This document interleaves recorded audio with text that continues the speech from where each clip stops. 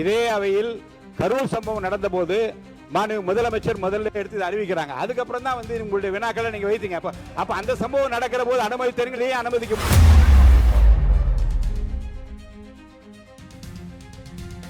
சீன பகுதியில் உள்ள மேல் லெண்டே ஆற்று பகுதியில் பனிப்பாறை சரிவு காரணமாக ஏற்பட்ட ஒரு மிகப்பெரிய வெள்ளம் நேபாளம் திபெத் நாடுகளினுடைய எல்லை பகுதியில் கோடேகோஷி ஆற்றில பேசி முடிக்கட்டும் பதிவு பண்ணலாம். அப்புறம் நீங்க உட்காருங்க. அது தொடர்பா நீங்க பேசுங்க. அது தொடர்பா உங்களை அனுமதிக்கிறாங்க. இருங்க உட்காருங்க. நீங்க எல்லாரும் ஒரு லேட்டஸ்ட் நியூஸ் சொல்லிறேன். அப்புறம் பேசுங்க. நீங்க தான் மென்ஷன் பண்ண போறீங்க. நானும் அதோ பண்ண போறேங்க. அடுத்தது நாட்டையே உலுக்கிய சம்பவம் என்று உட்காருங்க. அமைச்சர் அவர்கள் கருத்து சொன்ன பிறகும் உங்கள் கருத்துக்களை எல்லாம் நீங்கள் உளப்பூர்வம் சொல்லுங்க. நான் வாய்ப்பாடு தான் பாரு. நீங்க வந்து இருங்க. நாங்க முதல்ல இருங்க இருங்க இருங்க இருங்க இருங்க இந்த பிரச்சனையில் இருங்க உட்காருங்க. இருங்க. நீங்க யாரும் பேசாதீங்க. அமைதியா இருங்க. இந்த பிரச்சனை இருங்க. உண்மை இருங்க.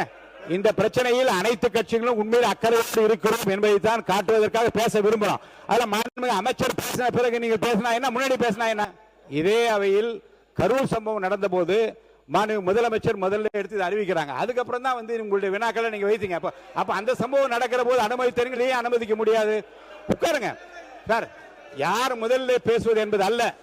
அமைச்சர் விளக்கம் கொடுத்த பிறகு உங்களுக்கு எவ்வளவு வேணாலும் நான் நேரம் தரேன்.